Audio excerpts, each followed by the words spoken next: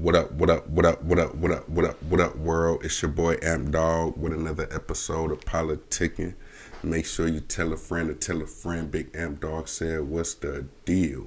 And today, we about to talk about this dude right over here, Robert Aaron Long, 21-year-old from Woodstock, Georgia.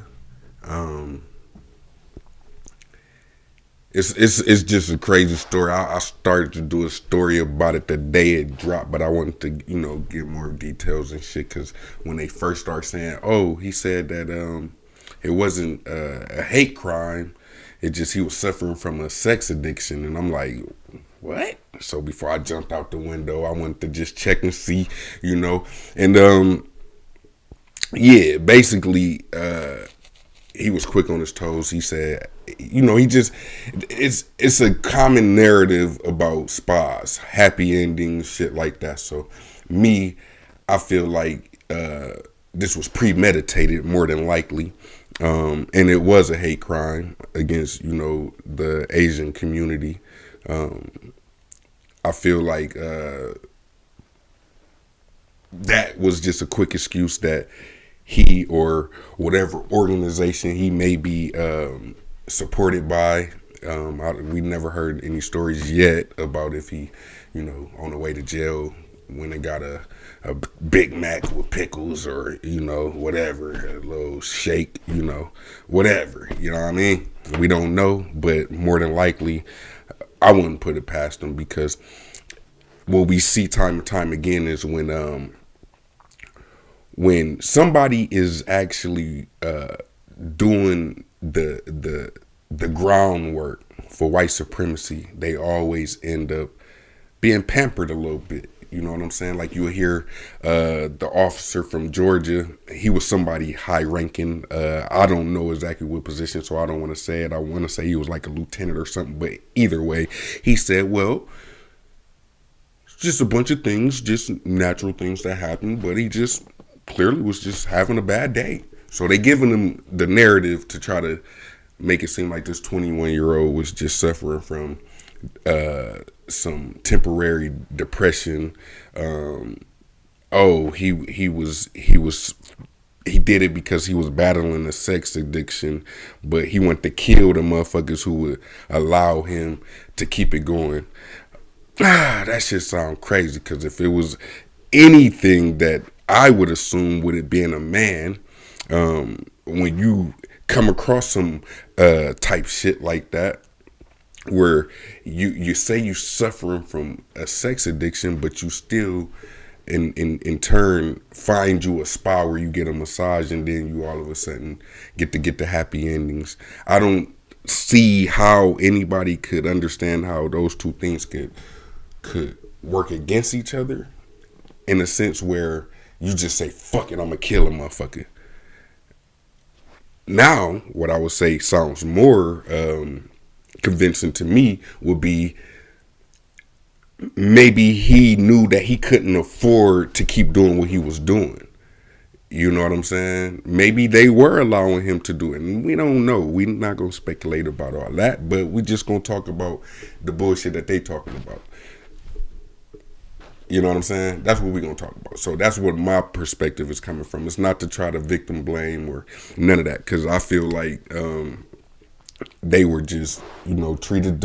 It's like a never ending revolving door as far as white supremacy and the things that they choose to do to try to incite things. Because I feel like this is also to big up on the whole movement of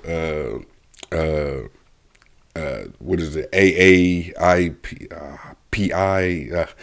don't. But it's the Asian community. They got their own little Black Lives Matter type shit.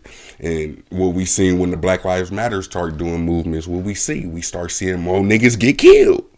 So now you starting to see this hatred towards Asian Americans, you know what I'm saying? And of course it was probably pushed off, by somebody that's, representing what he's representing, to where It's just to push the narrative even further. You feel me? Just to incite something. That's my personal opinion. But I do feel like this clown need to be he need to be one of them niggas that they put on the yard and they use them for like when they playing like tennis or wall, what they call it, wall ball or whatever that shit is. Yeah, they need to use him for that. You know, he need to definitely be made an example of. And all I gotta say is rest in peace to the ones that lost their life. And y'all keep your eyes open because this type of shit is probably not gonna stop.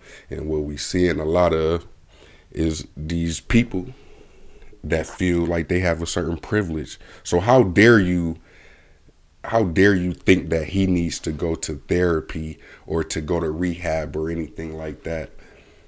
You know what I'm saying? How dare we think that would just be some extraordinary type of shit? Like, how dare we have that fucking audacity to think that maybe you should go to therapy? But no, what they want you to think is, no, this was clearly the only outlet that he had. This is the only outcome he came up with.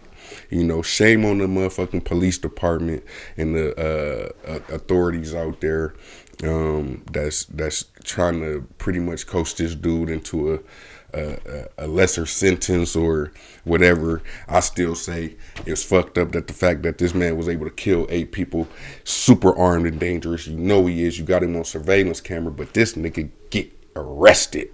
Now, that was just a personal rant because as a black man, that shit bothered me. You feel me? But we're going to leave that.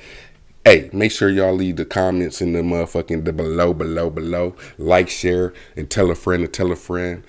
Ant Dog said, what's the deal? Let me know what y'all think. Y'all think that he gonna get off like a, what's the white boy? Dylan Roof? You know what I'm saying? Is they gonna take him to go get a steak dinner before, you know what I'm saying, he go to court? You know, how is they gonna do it? Let's see. You know what I'm saying? Hey, I appreciate y'all. Peace.